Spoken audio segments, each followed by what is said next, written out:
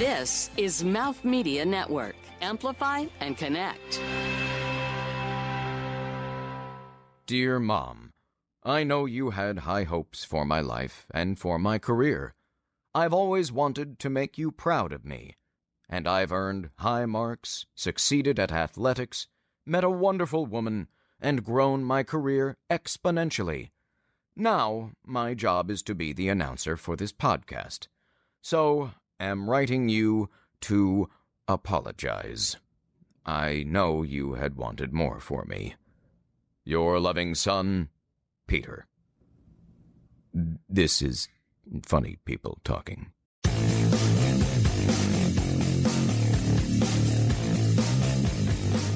Hi, I am Julie Harrison-Harney, and I am a writer at UCB, a writer at WWE, previously head of digital at The Tonight Show, and I would rather be sleeping on scratchy sheets than listening to funny people talk.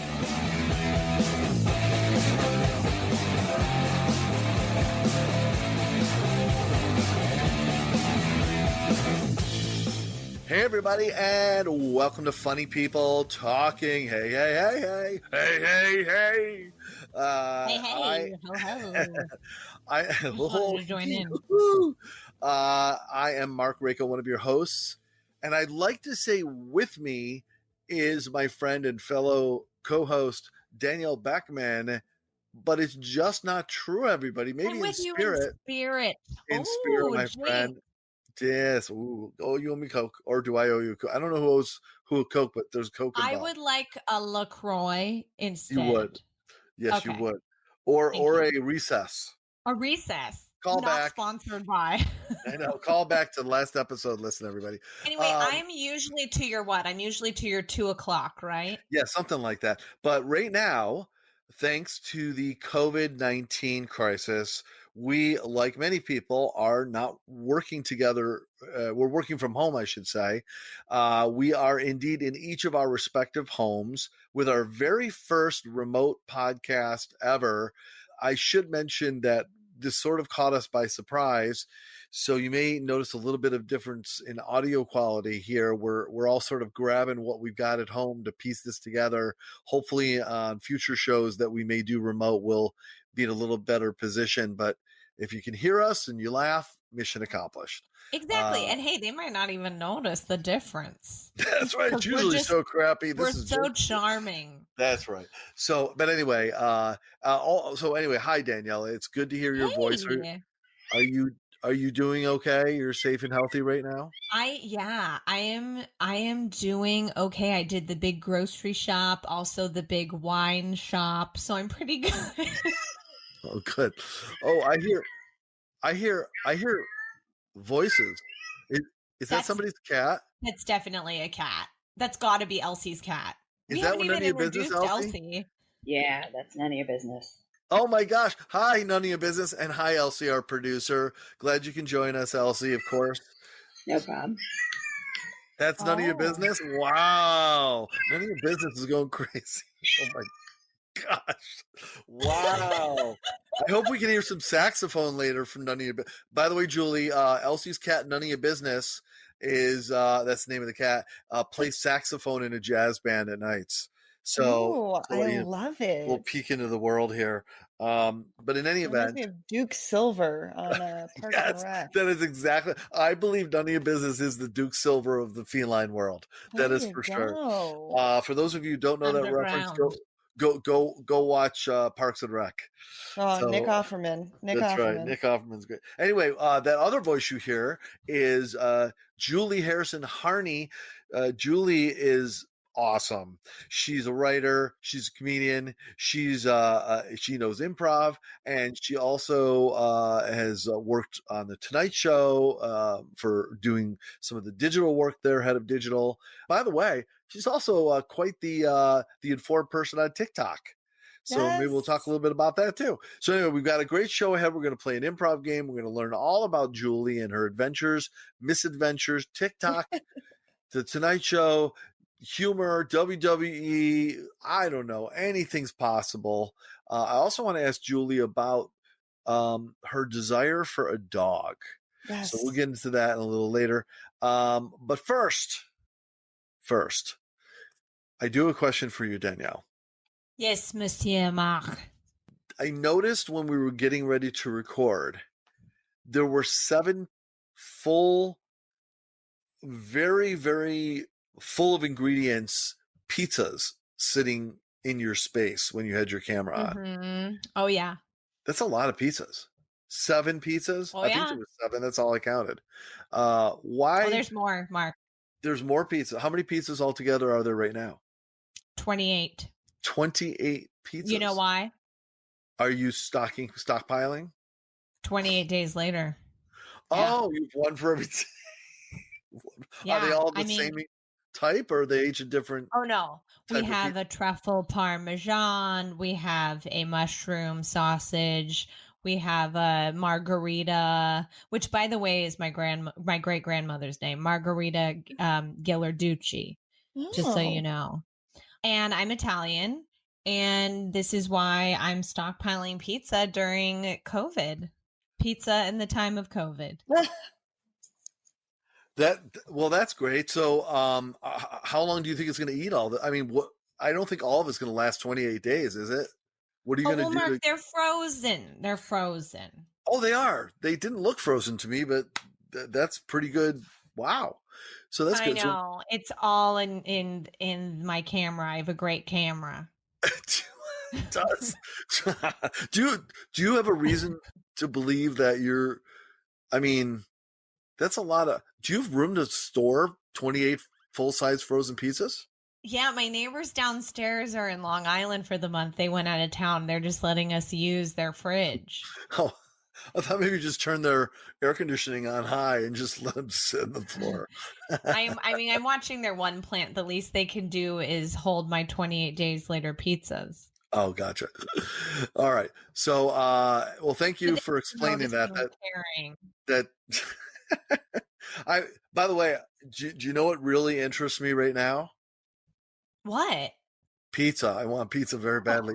Yes, me too. I know. Although I'm a little afraid to have a pizza delivered right now. It's interesting because that's why you get DiGiorno, because you think it's delivery, but it's not. It's DiGiorno. And created well before the COVID-19 crisis. Yes. Oh, well before. So that concerns me a little bit, if I might just get serious for just 1 second.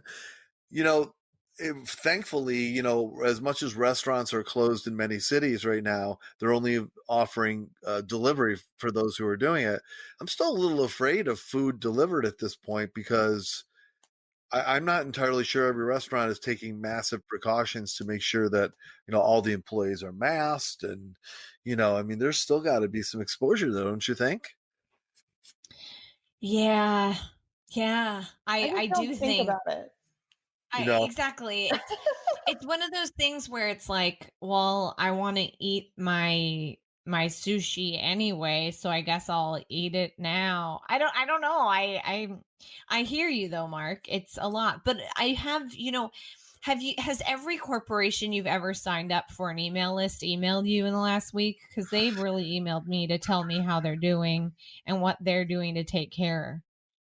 Yeah, they have. And I think it's probably a combination of having to take care of things and probably liability issues. And optics. Yeah, but my sushi restaurant down the street hasn't emailed me. Should I be worried? I don't know. I think I'm okay. Okay. Well, who I noticed has not emailed me is my gym. Interesting. Who is your gym? Planet Fitness. No emails at all. No communication.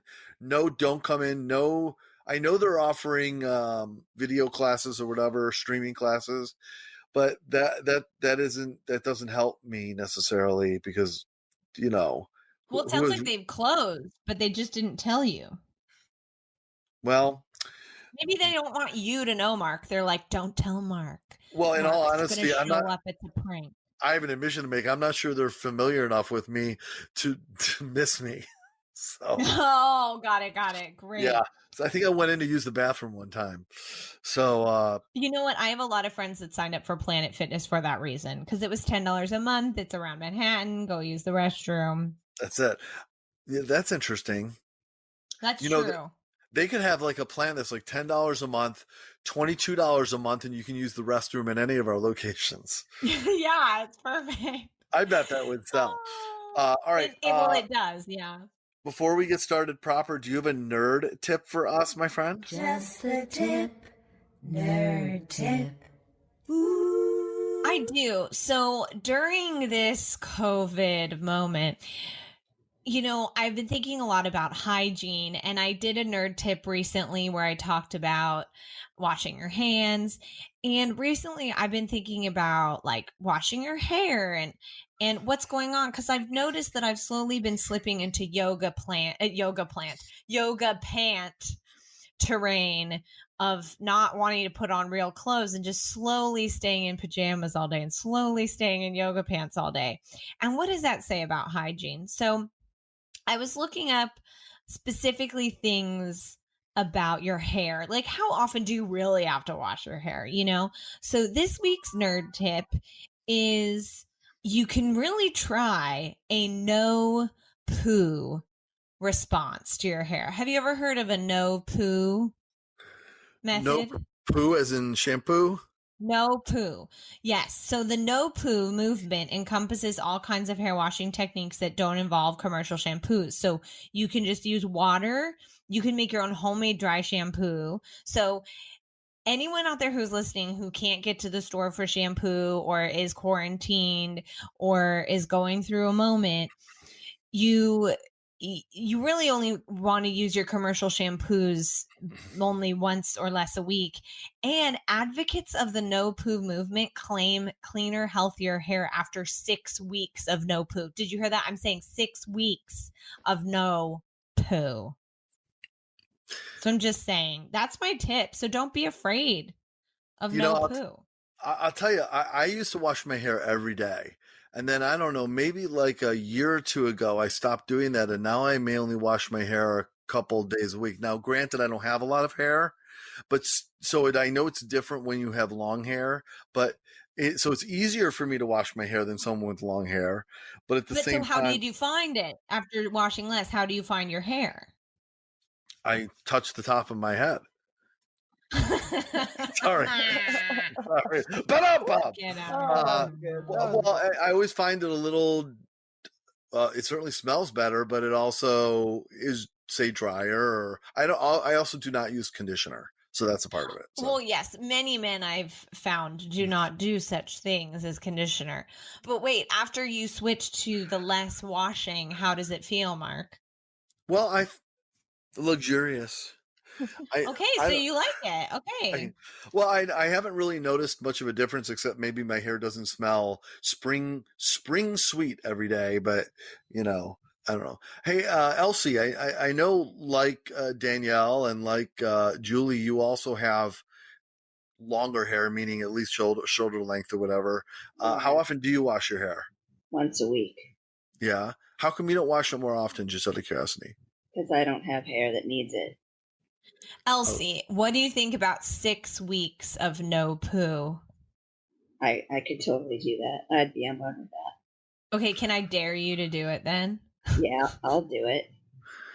Okay, I dare you. March 17th, St. Patrick's Day 2020, beginning of COVID quarantine. You shall now use no-poo for 6 weeks. All right. I'm all right with that.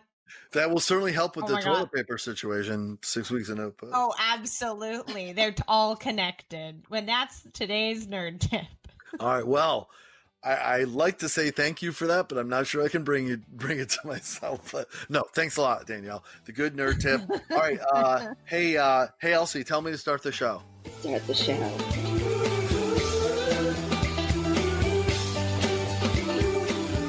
This is Funny People Talking with Mark Rako, Danielle Beckman, and Elsie.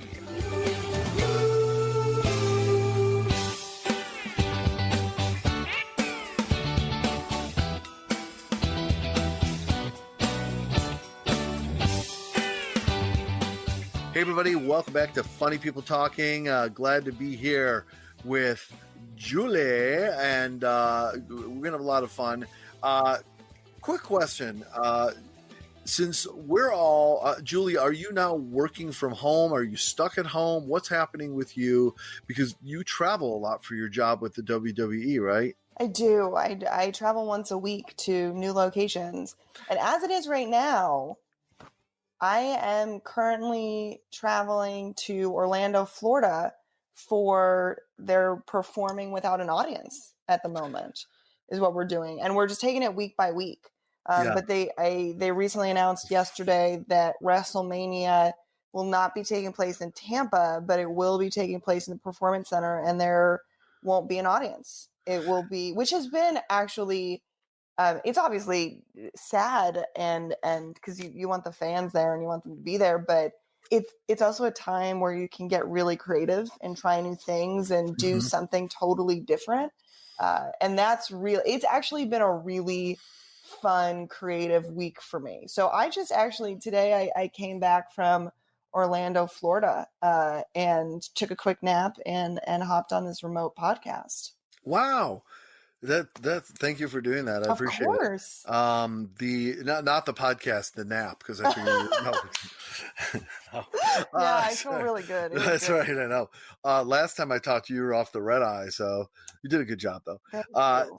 So let me ask you this: I know I'm getting ahead of ourselves into your part of the interview here, but why do you need to be on hand for the work that you do with WWE? Why is that something that couldn't be, say, dialed in? Everyone could be on conference together. What happens that's so in the moment you got to be on hand? Yeah. So I'm a writer for the show, and things are evolving and changing and adjusting on the moment. And something that I'm really good at, and why I was brought on board and really happy to be there, is I also can help produce in terms of getting last minute shots or figuring out how we want to do things. And since it is still technically a live television show, we're down there going live, similar to news reporting, similar to, being within a studio. We go down live. So I help there from a writing and producing aspect for segments. Now, thank you. I'm sure that you're delighted to have work right now.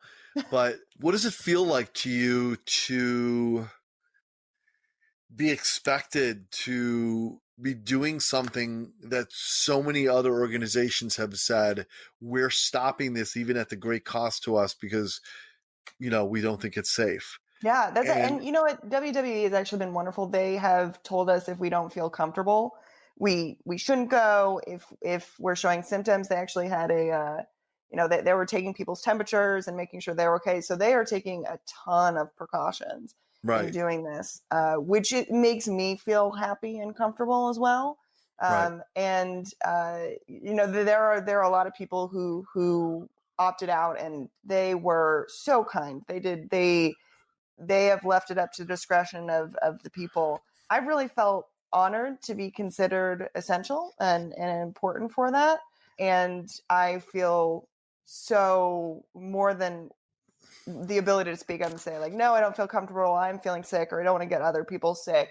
They have made an incredibly comfortable environment to speak up for that. So I'm the kind of person who likes to be creative and moving in the moment, and to be able to do something entertaining during this time has really fueled me. And it's been really great to also have that passion from WWE. We're going through kind of a scary time. So to be able to provide something to the public that isn't in that world right now, and one of the few places who are doing it, I love that. I want to be a part of that. I want to help with that. So if I'm healthy and I'm able to do it, I'm going to do it. That's inspiring. Thank you. Of course. So I have a question for everyone, Danielle, Elsie, Julie, without belaboring the COVID-19 coronavirus discussion here. I have personally found myself more observant than ever. I'm like super vigilant, watching people, paying attention to who's around me. I don't know if it's a protection mode for myself or for the people I care about or what. And I've started to really notice people and their behavior, and watching in some cases how almost humorously inept they are at taking proper care of themselves or others. And, for example, people that will you'll watch them put Pure on their hands, then they'll rub it all, and then they'll protect themselves, and then they'll have the scarf around their head, and they'll get up and touch the pole on the subway with their bare hands.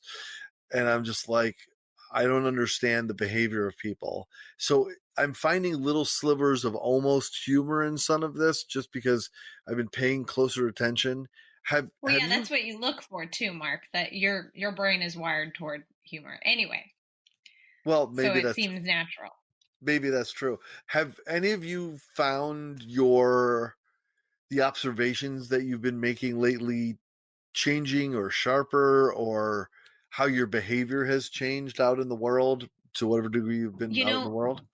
I have to say, I was just at Wegmans. I feel like you can't say Wegmans without sounding like a Middle-Eastern housewife. Wegmans. I was at Wegmans, and I was there shopping today at 3:00. But I was there, and it honestly, I didn't think people were doing anything careless or stupid necessarily, but I feel like, and I don't know if any of you are like this, but I quite often am a person who can feel an energy when I walk into a room. I can feel the atmosphere of a space. I can feel tension, or I can feel ease. I can feel joy. I can feel hope. I can feel sadness. Like, these are things that I feel like I can discern when I walk into spaces, and I'm sort of judging it, like trying to figure out what to do with it. And when I walked into Wegmans, it was just like suspicion and tension and confusion and lack of hope. Like, these were things I felt like were tangible in the air. And it kind of overtook me, and I was like, oh, gotta get my blackberries, like gotta make sure I get my Cheetos. I don't know. So I'm just like, I was doing that, and then halfway through I stopped, and I thought, you know what? I'm going to start smiling at people, because smiling is contagious in a good way. Yeah. And it changed the latter half of my shopping experience, because people were trying to get out of each other's way in the aisles, and that makes sense. But it was kind of like, oh, you go ahead. Oh, sure. Here you go. Yes, let's smile at one another. And then it became better. So that behavior I've been noticing is very emotionally charged in the world right now. I don't know if any of you can.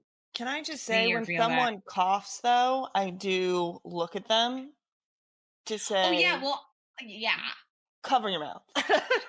No, I don't say it. I just with my eyes. I feel like coughing and sneezing are now the just gives me the shivers now.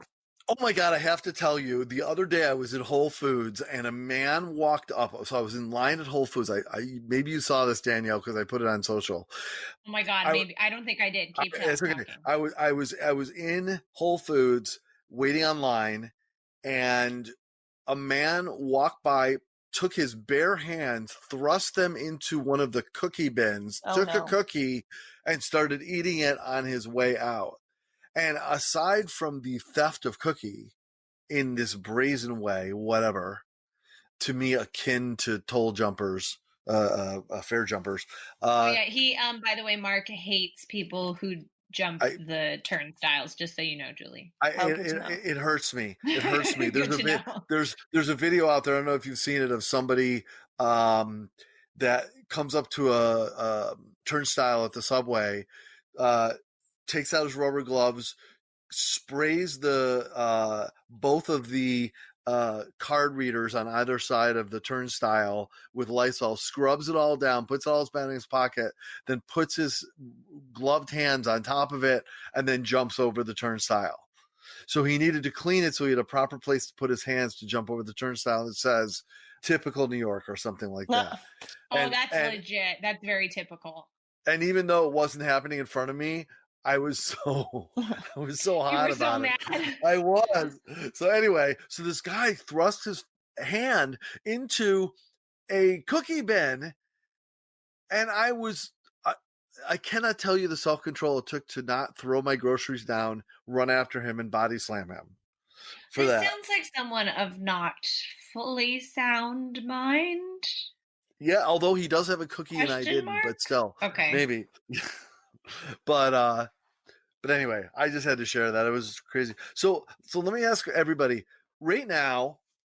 I see people joking about, here we are. We're being humorous a little bit, but I see people joking or putting memes up about coronavirus, and I totally understand completely the need for comic relief. And if you can't laugh about it, you'll cry about it, and life goes on, and you got to deal with it. And I get all that stuff, but for some reason, I keep thinking like too early.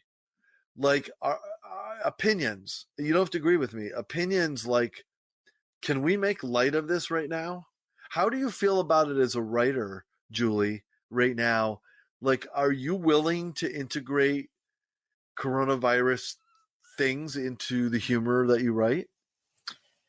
Well, I won't be mad at, I won't, we'll still be friends if you think it's okay. For a brand, I always take a step back and think about the voice of that brand and figure out, okay, is this something this brand wants to do?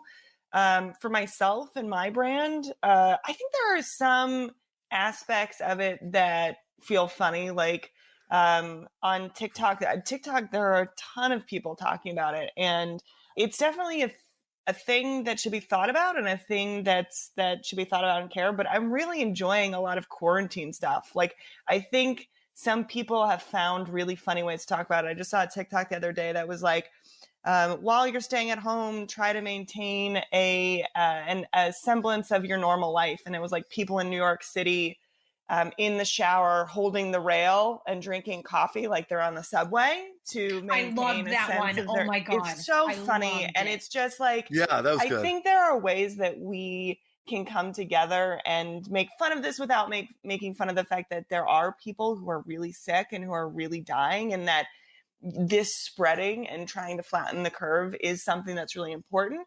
But in the same respect, by talking about it, you're reminding people that, staying quarantined is something that is important, or coughing the right way is great. I've seen a ton of memes about washing your hands and singing a song while you wash the hands, and what you should do during that part of the song for washing the hands. That's been like a crazy meme right now. So I think there are ways that you can do it that's really funny. It's just finding a way to appropriately do it during this time and making sure you're doing it right. And I think that's just true of a lot of different things. By the way, the length of time you're supposed to wash your hands, what is it, 30 seconds, 20 seconds? I heard 40. Yeah. 40. Have you done that? Have you washed your hands? That is a really long time to be washing your hands. That's why you need lose yourself in the moment. You I know. Never let it go. That was my nerd tip last week. I remember Julie. that. Yeah. Nice. You gotta sing that whole song instead of Happy Birthday. You want to feel cool, like Slim Shady. That's true. And yeah, that's 100% true. He showed up at the Grammys this year. I know, finally, 25 years later. Exactly. Oh my God. When I saw that happening at the Grammys, I was like, what is happening? I know. Oh, it's so odd. It's like, what is going on? And why is it this song? And then, I know there's history and stuff. I just found it to be, I literally was like, oh my God, my time machine has worked and I'm back in middle school now. This is crazy. You're back. And honestly, I was up on my feet in my friend's living room. It made me happy. It was fun, but you know what it reminded me of? Have you ever heard that Bob Newhart routine about airplanes? It's a famous stand-up routine that he does, and I won't go into the routine so much, but it's about being on an airplane. The pilot is hungover, and he talks about like, wait, I can't hear you over the roar of the engines. Oh, wait, they've stopped now, and so forth. And but the way he gets into it, he has no way to segue into it. So he says, he's talking about something else, and he goes, speaking of airplanes, and then he starts talking about it, right? So to me, that's what that Eminem performance was like. It was just like, it was totally a non sequitur. Basically, it was like they could have next go, and now, ladies and gentlemen, Cirque du Soleil. Exactly. Yeah, I feel like that would have made more sense. It would probably, or I guess they could have just done like Paula Poundstone, everybody. Yes. I would have loved that. God, bring her out. Yeah. Yes, I like her. please. I think she's we talked about her a couple episodes ago too. We've been all these themes. If I could have Paula Poundstone, Emo Phillips, and who's Busy the woman? Phillips. Just kidding. And Busy Phillips, all the Phillips, Mackenzie Phillips, Lou Diamond all Phillips. all Phillips we could have. Wilson Phillips, yeah. Yes. You're queen of the Phillips, Danielle. Queen of the Phillips. I love or Wilson Julie, Phillips. whoever said that. Sorry. All right. So, Elsie, I have a question for you. What's your hand washing song? Do you have a hand washing song? No, Do you wash your hands, Elsie? of course I do. So do you just wash them with boredom? I just think about other things. How do you know you're thinking about other things for the right length of time? Because I have a lot on my mind. What's on your mind right now, if I can ask you, other than coronavirus, or is that pretty much what's on your mind? Yeah, we've been talking about that for a long time. Yeah. Oh, you're saying you're saying Oh, should we not talk about it anymore? It's time to move on. Yeah, let's start the show. we did. We did start the show, Elsie. This is the show. Elsie's silent for like 15 minutes and then kabam. Nice. Well, how about we play an improv game? Let's do Let's it. move on. I like it. Yeah. So what I thought would be fun is I'd love to do. I just thought for some reason this would really connect with Julie. I'd love to do one of our favorite games, which is called the news, which is basically taking some event that's happened. And the reason I'm suggesting we play this is we have such a huge event going on right now, and all the news is about this, either the election or coronavirus. What if we were able to focus just for a moment on the absolutely inconsequential things? So the idea here, Julie, is that someone is out in the field as a field reporter, reporting live to the studio, and that person is reporting on something that is absolutely an everyday run-of-the-mill thing. It could be as silly and small as my mother cut her toenails. Oh, nice. Okay, that's how mundane. We could talk about, like, they have toothpaste, the new Crest has come in at CVS or whatever, but we are reporting it like it is a world-changing event in the kinetic way that a live broadcast might be. Great. So the way that it starts, and maybe Danielle and I will demonstrate, and then you and Elsie, if you're all right with that, Elsie, we'll do the next round. So Danielle, why don't you be in the studio? I'll be out in the field. And I'll be in the studio. Throw it to me from the studio. And Julie, I'd like you to suggest what is an everyday average activity or occurrence that would normally not be reported on. Putting lotion on your dry legs. Okay, there you go. Thank you. All right, here we go. Danielle, I'm standing by in the field when you're ready. Oh, yes. Well, hi. My name is actually not Danielle. My name is Trina Linkelbop, and I'm here at the studio. Way to choose a name that you can remember and repeat over and over again, by the way. Trina Linkelbop. I'm here to serve, and I'm very grateful that I'm not out in the field today, but I'm handing it over to you, Mark, because it seems really dangerous out there. Very dry conditions, and just a second. Oh my God, I just cut my hand on my legs. They are so dry. Can you speak to this problem that we're all starting to occur to you, Mark? Yeah. Hi, Danielle. Thank you very much. I'm sorry. Trina. Sorry. Trina. Thank you. I was thinking of my friend's name. So sorry. So Trina, yes, I am live here on location at Harley Field in Brooklyn, and there is quite a crowd that's gathered here to watch this event. It turns out that there is an 87-year-old woman that has stepped into the park, and she, along with two of her friends that appear to be in either their 70s or 80s, are about to. They brought lotion with them, and it looks like they are about to apply it to their legs. Now, my understanding is this has not only never happened in this field before, it has actually never happened in Brooklyn before. So this is a world's first. It looks like there's a lot of people here. What brands are we talking, Mark? What brands? Well, we've got we have Jergens, of course, a natural one. We also have Pond's, and I see some sort of Ginate I don't know Is that, that is I that a often think. fancy French brand?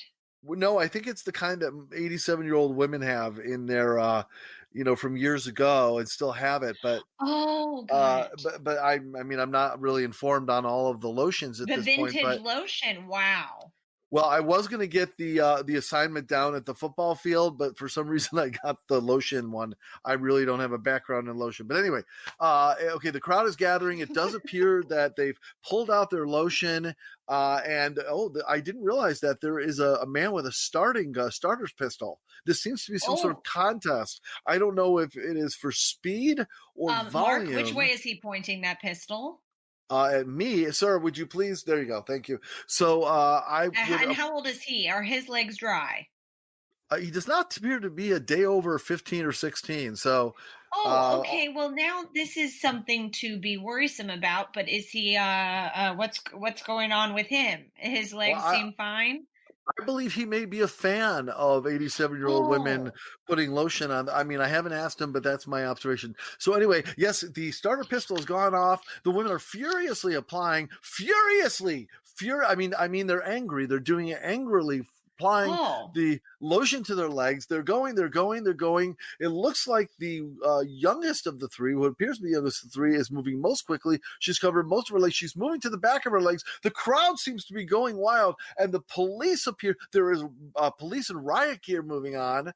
They have tackled the women, but they're very slippery. They're very slippery because of the lotion, and they are been able to wriggle free, and they are running. The towels have fallen off, and there are three elderly women running with lotion spraying everywhere away from the crowd. They're all nude, of course. It's just a typical. Nude. They're nude. Well, no from wonder what I they're can getting tell. arrested. Mark, Mark, no, out they're in not. The field. We need more from you here in the studio. We didn't know. I'm doing my best. Like I said, this is not my area of expertise. I understand. But the women are no longer in sight. The cops and riot gear have left. There are bottles of lotion on the ground that the crowd has descended upon. It seems that there seems to be some sort of. Could you grab one for me? Could you grab one for me? My legs are so dry here. I don't feel comfortable about that, and I'll be contacting human resources when I get back to the studio. So anyway, back to the studio from Harley Field. I'm Mark Rako.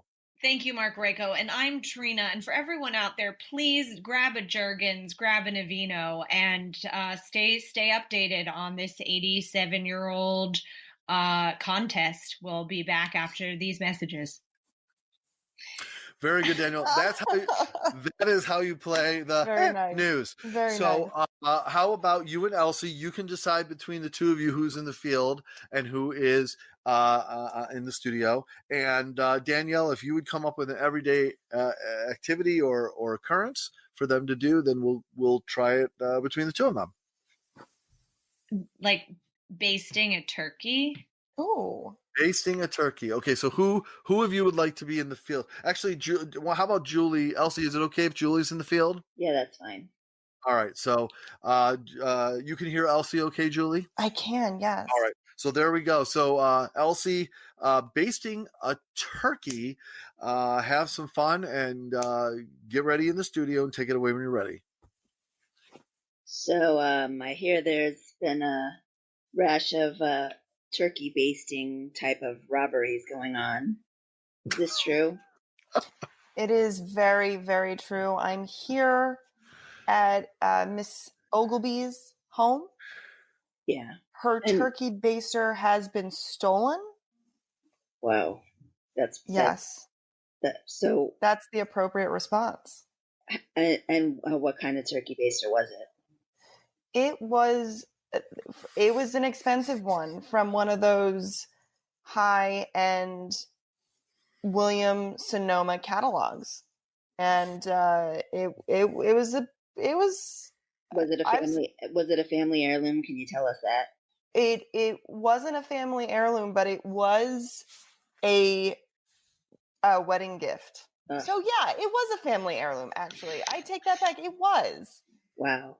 And and do the police think that this is the same people that have stolen the other 52 turkey basters from homes across the country? Yes, they believe that this is the same perpetrator across the entire United States. And what are the leads as to following up, and what do they think these basters are being stolen for? Like, what kind of purposes? Is it is it grotesque, or is it just basic usage, or is it a black market? Like, what do they think the thieves' purpose of stealing all these is for? Yeah, that's a really great question. You know, they are thinking that these are being sold on the dark web. For fetishes. For fetish. Yeah. Yeah, that's disgusting. Yeah, for just debase, really, really unnatural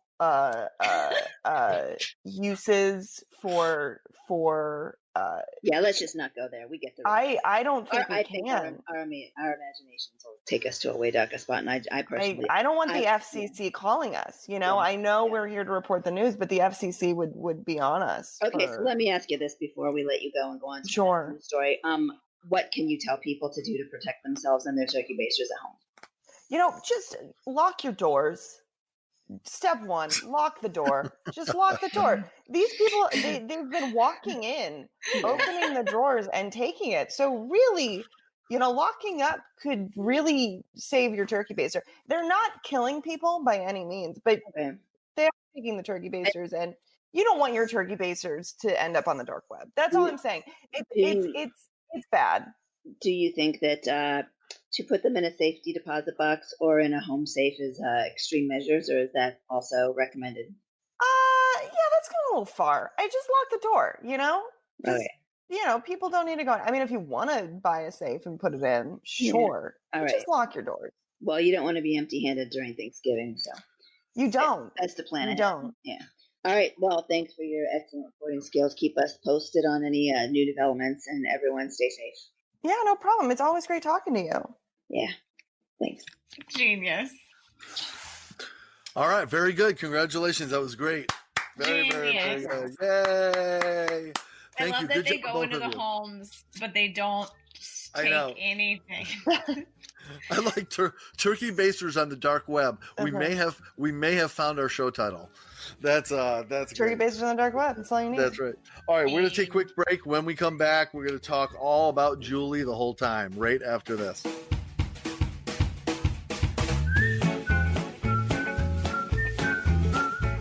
You know those sketches on Saturday Night Live that go on a little too long? And now we're way past funny and into painful, and you wonder if there's smoke in the control room and everyone is just unconscious and everyone on the stage has just kept going because nobody told them to end the scene and go to commercial. We hope to be that good one day. This is Funny People Talking.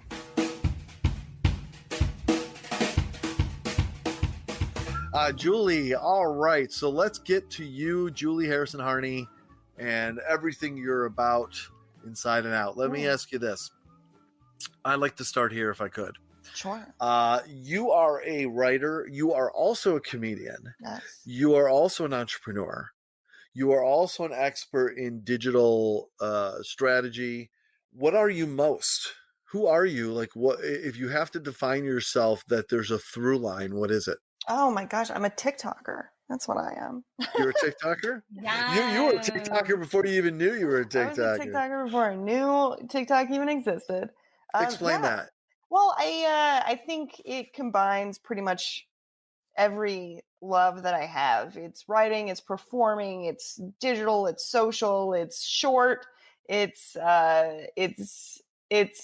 every element of what I love and do in the various aspects of the job that I have. So I like writing for UCB, and I've loved going down the route of the digital world, and I really enjoy being a writer for episodic television shows. But my favorite thing is TikTok combines all of those. So that's my fun passion, my fun hobby, something I love doing every day. What gets written at UCB? Is it for the sketches? Yes. So I am on a mod team. I've been on a mod team for a couple of years now, different mod teams. I started out on Arch Nemesis, but Monday nights at UCB Hell's Kitchen. They have their mod shows. So once a month, I will write something and it will get performed on the UCB stage. That's really fun. Does UCB have a streaming channel now where we could watch? Oh my gosh. You know what? They do put them on YouTube. Yes. There you go. Maybe that's what we can watch during this time. Please enjoy. Arch Nemesis has their own YouTube page you could go and watch. And there are so many other really funny comedians as well. So please check it out. What's the first professional writing gig that you got? The first professional writing gig. I get the first writing where I had the official job as writer was WWE. Oh, really? Yeah. Oh, wow. Yeah. Before that, I mean, I would have, I guess, various jobs where people would pay me freelance wise to write things for them, and then I did a lot of work at I guess Above Average. Actually, when I was working at Above Average, I wrote a few sketches for them that ended up on there. So I guess that I'm not familiar with Above Average. What is that? Above Average, it is a comedy publisher. It's like a Funny or Die or a College Humor. Got it. And it's owned by Broadway Video, which is the production company that oversees like SNL and The Tonight Show. Oh, that's really cool. Did you ever hear of Comedy Pop? Yes. I used to be a featured blogger for them. Were you? Oh my gosh. While they were around. Oh, so publishing business. I know. I loved that too. I really loved. I was so sad when they went away. But that's so cool. When was the first moment you knew that you could write well enough that someone should maybe be paying you? Oh my God. When was the moment you thought that could be true? Do you even still think that? Oh my God. Seriously. I know. I think we spoke about this on the last podcast, actually. I actually find so much inspiration in my brother. I feel like my brother is 50 million times funnier than me, and he's so natural at it, and he can do impressions. He's just so content and so happy. Just not that he's not a hard worker, but just not putting in. He enjoys life as it is. You know, he doesn't necessarily want the hustle of everything that comes along with it. So I think if anything, it was a little bit of competition to try to be as funny as my brother. And cause he's just freaking hilarious. So I don't know, when was the moment when, I don't know. I wrote this really great sketch that I'm really proud of. And in truth, the actor who was in it was absolutely phenomenal. It's inspired by a true story that happened to my husband. And it's called Toasted Corn Muffin is the name of the video. You can find it on the Arch Nemesis YouTube page. And the actor was so hilarious. And it was just this really funny turn of events. If you're in New York City, you probably know what a toasted corn muffin is. The way that it works is you cut the corn muffin, and that conveyor belt where you would put your bagel, you would toast it like that in a convection oven toaster as opposed to the traditional toaster. And my husband ordered that. He really wanted a toasted corn muffin with melted butter on it. He's just really that sounds so good. Yes, and he loved it. And not being from New York City, I actually didn't really know what that was. So when he was telling me the story, I actually took the side of the waiter, who was so incredibly could not even wrap his mind around shoving a muffin in a toaster, just struggled so much to doing this, but he wanted to remain so professional this whole time. This waiter, he was like, no problem, you got it, will do. And then would call my husband back and be like, okay, so you want me to slice up a muffin and put it in the toaster? Just so confused about the whole thing. So that was probably, that went on the stage collaborating with that actor was so fun. I think that was probably a moment where I was like, oh man, that felt good. I want to do this for a living. Yes, I love that. Have you ever done stand-up, Julie? I have not, but I've always wanted to. I feel like I would enjoy it so much. It's a little scary though, isn't it? Being on stage by yourself. But I had a theater background. Scary. I did it for a year and then I stopped. So that's how much I liked it. Yeah. I think you would be great. I mean, if the idea of it excites you, then that's go toward the light, right? Yes. Just like you did the thing you said, this is what I want to keep doing. That's beautiful. Absolutely. It might be interesting for you to try, Julie. I mean, not to, step on your self-propelling toes, but I don't know what that means, by the way. That's as good as toasted corn muffin, I guess. Your toes are like a propeller, apparently. Yeah. They are. That's what it is. But you know how to write. You understand comedy. You know how to write comedy. You have things that happen in your life that are interesting. What would happen if you just tried to write a few jokes for yourself and went to a small open mic and just did it and see, looked at what it felt like? I would love it. You know what? Okay, this is now, I'm just going to set the goal. Next time I come on this show, I want to have done that. So I will talk about that experience. I will up the ante to you if you're willing to. I have been aching to get back on stage when all of this crisis clears. I did one open mic and it felt really good, but I never got a chance to go back. But I'm not an experienced stand-up person. I've only done it like 3 or 4 times, so it's not like I know what I'm doing. I will go with you to an open mic, and you'll have at least one person in the audience who's there to support you, and we'll go together when you've written some material, and then we'll come on the show and talk about the experience. Yes, let's do it. Done. All right, we're done. doing it. Great. This is happening. Awesome. Okay, guys, it's just as easy as that. Just get friends. That's all you need, right? That's all you need, man. You guys are great. Thank you. Fast forward. We're here for you. Fast forward 5 years. Ladies and gentlemen, I want to welcome Julie Harrison-Harney onto the show. Actually, her name is now Julie Harney. She's dropped the Harrison since she started in the comedy world. Yes. But everybody knows her as Julie Harrison-Harney. Please welcome, for the 15th time on the Tonight Show, Julie, come on the stage. Okay, that's what your future is, and it all started at this moment. I will take it, man. That sounds awesome. Yes, please. Yes, queen. I've never done that to you, Mark, but I queened you. You queened me? I did. I said, yes, queen. Oh, okay. Well, hey, I don't know what that means, but I'll take it. It's an honor. It's like getting Smirnoff iced. You just got iced. Remember that? Hey, Elsie, have you ever been Smirnoff iced? No. Do you know what that means? No. Julie, have you? No. I don't even know what that means. Does no one know what this is? Okay. I don't know what it is. I feel like I've seen this on TikTok, but to be perfectly frank, I don't know. I haven't inquired more. So tell me. This is from a long time ago, y'all. Like, this is from, I think, like college. Like, for me, college was 04 to 08. And during that time, if someone presented you with a Smirnoff Ice at a party, it's a thing called getting iced. I think they're supposed to kneel. They're supposed to kneel and then present it to you, almost like you're being proposed to. Yes. Yes. And then you have to drink it right there in front of them. Okay. That's getting iced. Oh. So that's an honor? Isn't it an honor? An obligation. More like. Okay. I take you didn't do that. You queened me, but I'll take it. Thank you.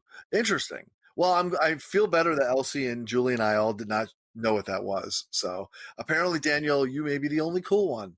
Or just not cool, but icy. Oh. Let it go. I don't know. Who knows? It's fine. We're fine. Okay, so I have a question. What is the movie that you think, Julie, most closely represents your life as you see it? Oh.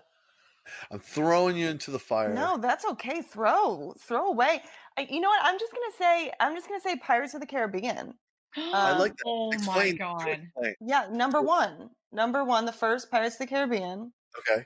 I have no logical reason for this except that I loved that movie. That movie was dramatic but funny and amazing, and that's where I found out that I had a massive crush on Orlando Bloom, and I thought Keira Knightley was awesome, and Johnny Depp made me laugh hysterically, and it was seriously great. A solid film. Like, and it stands up. Like the OG Pirates of the Caribbean. It is such a good movie. I'm so with you. I don't know if it would be my life, but I'm feeling it. I get it. I don't know if it's my life either, but for some reason it just kept resonating in my head. So I'm just going to give that as an answer. I love England and I like tea a lot. So sure, and I love treasure and getting rich. So that's a pirate thing. Let's say that. Yep. Sure. That's my life. I like it. Okay. So let's talk about two more. Let's talk about two more things while we have time. One is, I want to know a little bit about TikTok and humor. Yeah. So you're, I would say it's fair to say you're an expert in TikTok. You understand it. You talk to people about it. You provide some consultation on it. What's the name of your business? Your consultation business? Oh, Julie Harrison-Harney. Oh, there you go. That's pretty damn creative. Thank you. When you drop the Harrison someday, you're gonna have to change. I will. That's right. Sorry, I didn't mean to assume that. Anyway, so TikTok. There's a lot of humor on TikTok, but what do you think works for brands or anyone else that's trying to use TikTok, as an opportunity to push themselves forward? When is it that humor works well and connects with the way TikTok's designed? Something cool about TikTok that I really love is the extension of what a meme is. I was having a conversation with someone the other day about memes and, what are the future of memes and how are we doing it? I think the way that we define memes are a picture and then text on top and text on bottom. And I think TikTok is the evolution of a video meme in a way. And the reason why I say that is because in order to understand a meme, you could look at it alone and say, oh, that's funny. But if you're also an avid consumer of the internet, you're going to see the same photo over and over again. And you're going to start to understand the trends that are developing, sort of the micro trends that are developing off that one image that's used over and over again. Or if something comes from pop culture, if a GIF or a meme comes from pop culture and it starts being used, you understand the context of, okay, like this came from the Grammys, but now it's sort of become a defining characteristic of this thing. And so what I like about TikTok is it happens on such a rapid scale. Someone puts something out, puts a sound out, puts a trend out, puts a dance out, puts something out. And then all of a sudden the community comes together and they say, okay, this is what this means. And now this is how we can make fun of this one thing. And so that's what I think I like about it. And that's why I think it's a tough extension for people to get into. It's why you need to sort of absorb the platform first a little bit, because it does get so community based. The community itself decides, okay, this is this one thing that we've decided this is. Like for a full month, I feel like Okay Boomer was the sound on there. Okay Boomer just really exploded. And it wasn't necessarily people just saying okay Boomer. It was this particular sound that went with it. And that people were the sound of me crying. Yes, it is the sound. Yes, correct. The sound of Mark just absolutely sobbing. And it should be. Can they make that happen? TikTok would absolutely latch onto that. But it's been really cool, I think, to see also the creative elements. There's something so wonderful about Vine, and so to see those creative elements come back for people. And to see the idea of cringe, the reason why I like it's so funny that I don't actually tell my very close friends that I'm on TikTok. Like if you go on my Twitter handle or my Instagram, I will make no reference of it. It's really, truly, it's a secret. I'm broadcasting it to everybody, but it's a secret to most of my family and friends that I'm on there, but also a lot of them aren't on there either. And I love that. It's like one of my favorite things is like, no one I know is on there, which is weird, but it's also kind of freeing in a sense. Like there's this shield you can take off to sort of be like, oh, this is the character who I've made in my life. And now I can sort of go on TikTok and be like, you know what? Screw that. Yeah. I'm just going to be who I am. And it's really fun. That really appeals to me. I really like that because I have certain people from certain communities of my life on certain social medias. And so there's almost like an anonymity where it's like, no one knows I'm here. Ha ha ha. It's but very now fun. And I do know, because hopefully they're listening to this podcast. What? Yes, I know. Come find me. I actually don't even put my full name on my handle, so that if people do join, well, now they'll know. But hey, they got to be smart and listen to this podcast. They have to listen to this podcast if they really want. That's the thing. It's like, I'll put out this podcast. I will promote this podcast, but I'll know the true friends who listen to it and then subscribe to me based on that. This will be a fun test, guys. This will be a very fun test. Good. So do you want to be clearer about some sort of gauntlet down, some sort of challenge? Yes. To prove that? Correct. So my handle is Julie HX2 is what it is. And if you search my name's just JHH. That's my nickname with a lot of my friends. Instead of saying Julie Harrison-Harney, they just say JHH is how they refer to me. So I am JHH on TikTok. Does anyone call you J? J-ha. No one's called me that, but I love it. That's kind of great. That's the challenge. J-ha. Maybe they need to go on TikTok and go, hey, J-ha. J-ha. So if you comment with a J and then a ton of H's, I will know that you came from this podcast. Nice. And we saw. Yes, perfect. Did you hear that, everyone? Comment with your J. Make it happen. If it, and I will let you guys know next time I'm on, I will let you guys know. Thank you. If I have true friends in this world. Well, and subscribe to the show also. Yeah. One more quick question, as we're up against the wall here on time. One is I guess the question I want to finish with is, we heard from None of Your Business, Elsie's cat. How you doing, None of Your Business? How's None of Your Business doing there, Elsie? Sleeping. Oh, okay. Getting ready for the jazz gig. Is there a jazz gig tonight, or is that all closed down? No, everything's closed. Oh, okay. I didn't know if cats could still go out. That's why I asked. So, okay. It's about the assembly part. That's the problem. Oh, got it. Okay.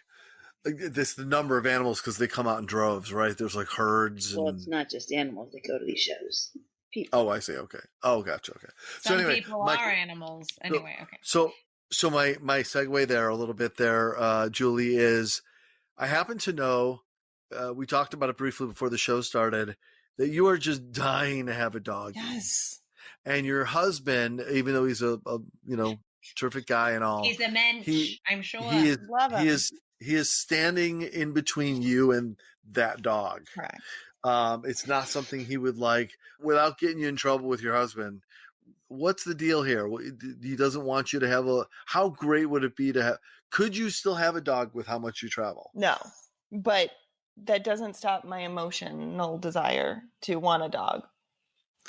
And why do you want a dog so much? So something interesting about New York City is that there are a ton of dogs around. And so in order to save money on our dates, we would just walk around to known dog parks and sit and play and watch the dogs. And there was one time this very small, adorable, incredibly friendly dog just kept coming up to me and my husband and wanting to be petted and wanting to be played. And we had never seen this kind of dog before.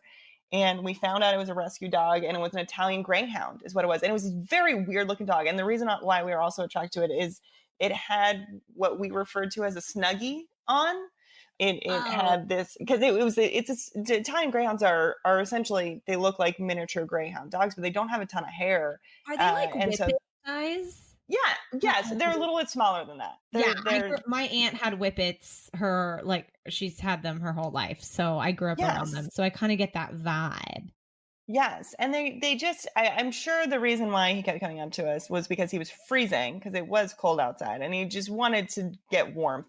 And we were willing to pet and play, but we asked the owner, like, oh, what kind of dog is this? We found it was Italian Greyhound, and there was a little girl who was also in the park. She didn't know the name of it, the dog, and she kept calling the dog a thin man, which I just thought was hilarious. I thought it was so funny. So my husband and I have just sort of, like, speaking of the world of improv, like, we've just built this this world of Thin Mans, and the nicknames for each other are nicknames of Italian greyhounds that are popular on YouTube. So we actually don't call each other, babe or honey. We call each other Jack, because there's this Iggy Jack that we found on YouTube that does these tricks, and we find it so hilarious. And of course, Jenna Marbles has Kermit, who is an Italian greyhound. So we'll call each other Sermiat. Sermiat is what we will say to each other, and talk like this. That's so cute. So it's really funny that my husband and I have just explored the world of improv and have so many inside jokes with one another just around Italian greyhounds. And then there was a golden retriever that lived on our block, and we just found him to be, we treated him like this mob boss. Like, this golden retriever did whatever he wanted, whenever he wanted. All of his friends seemed totally at the whims of this golden retriever. So we Julie, also have built up in our minds this golden retriever. Yes. Okay, this is so hilarious because my fiance and I have this alter ego named Flu Snoofer, who is really fluffy dog. Oh, I don't know what kind of dog. The fluffy white one, not the huge, gigantic one, probably like a husky situation, but the fluffs, the white, I don't know. I'll figure it out. Anyway, so Flu Snoofer is the name of the alter ego. We even created a meme around it. And then it's kind of morphed into Snoof and then Smoot. And so now we call each other Smoot. So what the heck are these like pet names? Literal pet. Hey, they're like potential like pet names for like weird couples like us. I guess it works. I'm so glad it's not only us. This actually makes me feel so good. No, because we also have Humphrey. Humphrey is another name that we call each other. Again, all dog-based. Like, it is all dog-based, inside jokes. None of these dogs are real either. That's like, hilarious. So anyways, that's the basis. There's such love with dog. And also, I just, I'm not, I want a dog to snuggle with, and they're so cute and loving, and I feel like the spirit of the dog is there. Yeah. That's awesome. I love that. And by the way, I should mention that one of my wife's nicknames, if you will, for me is she calls me Rakel, like RACL. And the reason is because sometimes I'll spell because my last name's Rako. Sometimes I'll go, it's Mark Rako, that's RACO, and they write down RACL. Now, I can appreciate they may just have misunderstood the O and think it's an L, but seriously, have you ever seen a name that looks like that, like RACL? What's the likelihood of that? So she calls me Rako. I like it. So, yeah. Anyway, how, Julie, remind us of your TikTok handle and any other way that people can connect with you and the things that you're doing. Yes. So my handles across all my channels, though, you should totally just check out TikTok because that's where I'm most active and I have the most fun. It's Julie, JULIE HX2. So instead of JHH, because that's not enough letters in the social media universe. Yeah, Jaha X2. So I feel like Charlie XEX, you know what I mean? Like, or XEX, like kind of the X's and everything. Check me out, Julie HX2. And then my email address, if you're interested in me consulting for your business, julie.harrison-harney@gmail.com, JULIE.HARRISON@gmail.com. All right. That is Julie Harrison-Harney. She's a writer. She's a comedian. She is an expert on digital and TikTok, although that's digital. And before we finish, usually at the end of the show, Elsie has her big moment where she shares an end of show food with us that we get to taste. When you're in the studio, we'll get to do that. But since we don't have that option today, I have a quick way to finish the show. If you will indulge me and undertake a little bit of yes and with me, Julie, you're in your home right now. I'm going to challenge you as fast as you possibly can. Okay. Get up and go into your kitchen and grab the weirdest thing you can find at first sight. Bring it back, and you're going to taste it and tell us about it. Okay, is that okay? Yeah, go. Yeah. I'm going to go be right back. Hold on. Yep. End of show food. So Julie is going to get something from her kitchen. We don't know what it's going to be. It's any prognostication, Elsie, of type of food she's going to come back with? No. What do you say? Salty or sweet? Savory or sweet? Savory. I hope it's sweet. Oh, see, Elsie wants savory. Okay. Gotcha. So we'll see. We have a bet, Julie, whether it's savory or sweet. I'm back. Okay. Okay. We have Danielle, a bet. It's a savory or sweet. It is. Danielle, I also have mostly frozen foods right now. Okay. So this was like the one thing that we had in our cabinet. It is. I guess it's savory. Sure, savory. I don't know, or maybe sweet. I don't know. Okay, so tell us what it is. Great. Taste it, if you would, if you can. Okay. And I realize it may have been frozen. I'm not sure, but and then I would love the most humorous description you can give it, being put on the spot. I'm tasting it right now. Yes. So Julie's tasting it. In a moment, she's going to tell us what it is and describe it humorously. Oh, wait. Can I hear her chew and guess what it is too? I hear. Yeah, absolutely. Okay. I hear a little crunch. Oh, this is rough. It sounds sticky and crunchy. Ooh, it sounds like one of those mochi things from Trader Joe's. Not really specific. I think they're dried. I think they're like dried. Sorry to interrupt you. No, I think they're maybe like dried granola or like granola. Yeah, granola is a good one. Or like some sort of fruit or something along those lines. I guess you said it was sort of savory, but yeah, I don't know, something like that. Something dried fruit or something. It tastes like if I was eating cardboard that once it hit your mouth quickly turned to sand. That's like halva. Oh yeah, right. So what do you got there, Julie? It is a Delta Airlines Biscoff cookie. Yes. Is what it is. Legit. Is that savory or sweet? I guess it's sweet, but it doesn't taste like, I wouldn't describe this. I don't know what this is, right? What is it? I don't know. It is It's sweet, cardboard that goes to... Yeah, I won, basically. I guessed it was going to be sweet. Exactly. This is fascinating. And you know what? This is not good. I'm going to be honest. I'm sorry, Delta. This is Delta. Not good. Find a new vendor, Delta, because I'm sure that's top on your list. Yeah. I feel like it... Well, thank you very much for doing that and indulging us. Really appreciate it. A little ASMR for you. All right. Yeah, exactly. Wait, give us some real ASMR right now. Give us some real good one. Hi, my name is Julie. And I'm here going to eat my Biscoff cookie. That's Julie Harrison-Harney, everybody, right here on Funny People Talking. Julie, thank you so much for taking time with us. It was such a blast. You're such a cool person. We're going to do stand-up. Don't forget. Can't wait. All right. Talk to you soon. And thank you very much. And please stay safe out there. Really stay safe and healthy. You too. And thank you. All right. Well, that's it for this episode of Funny People Talking, everybody. I'm so grateful that you spent the time with us. And Danielle and Elsie, both of you, please take care of yourselves and be vigilant out there and stay well.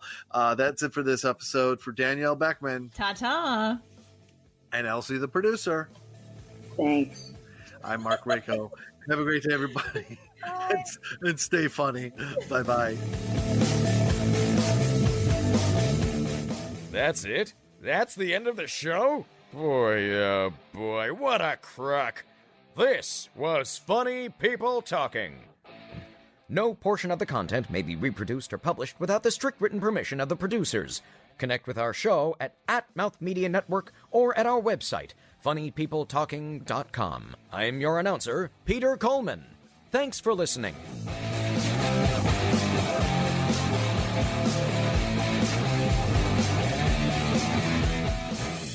This is Mouth Media Network. Amplify and connect.